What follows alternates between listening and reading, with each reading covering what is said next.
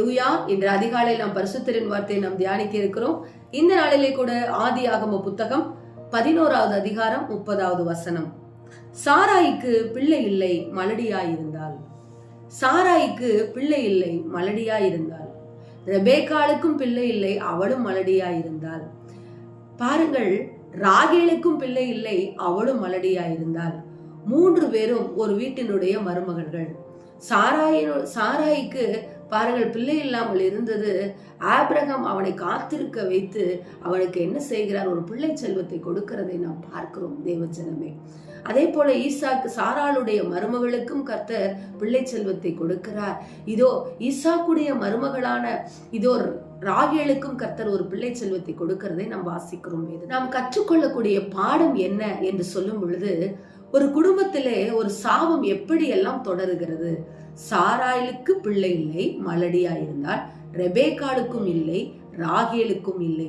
இந்த சாபத்தை ஆசீர்வாதமாக மாற்றுவது அநேகர் நமக்கு பண்ணுகிற ஜெபத்தினால் மாத்திரமல்ல, நாம் கர்த்தரை தேடுவதினால், நாம் கர்த்தரை ஆராதிப்பதினால், கர்த்தரை மட்டும் நாம் ஆராதிப்பதினால் இதோ நம்முடைய சாபங்கள் ஆசீர்வாதமாக மாறும். அநேகர் சொல்லுவார்கள், இந்த மந்திரங்களை செய்யுங்கள், இந்த தந்திரங்களை கையாளுங்கள், இதை வாயிலே சொல்லிக் கொண்டிருக்கும் பொழுதே சாபங்கள் எல்லாம் உடையும் என்று சொல்லி. அல்லவே அல்ல.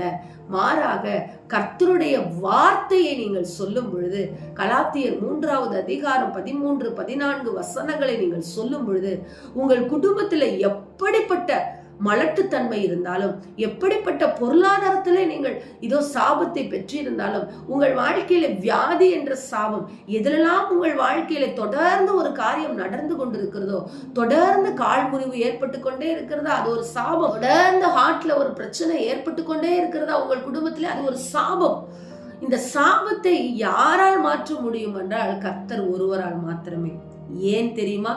அவர் ஒருவரே உங்களுக்காக அவருடைய இரத்தத்தை சிந்தி உங்களை விலைக்கிரயமாக மீட்டிருக்கிறார். எனவே மீட்கப்பட்ட அவருடைய இரத்தம் தான் உங்களுக்காக பேசும்.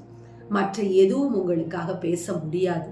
எனவே தேவ ஜனமே, சாபத்தை ஆசீர்வாதமாக மாற்றுவது கர்த்தருடைய கையில் இருக்கிறதை ஒழிய மனிதர்கள் கையில் அல்ல.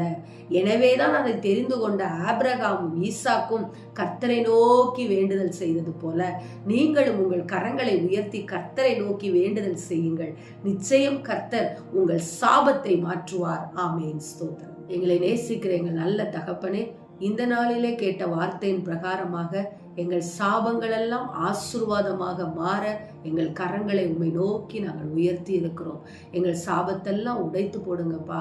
உம்மை மாத்திரம் நாங்கள் ஆண்டவரை தெய்வமாக கொள்ள எங்களுக்கு கிருபை கொடுங்கன்னு சொல்லி ஜெபிக்கிறோம் நல்ல பிதாவே. Amen. Praise the lord. Hallelujah.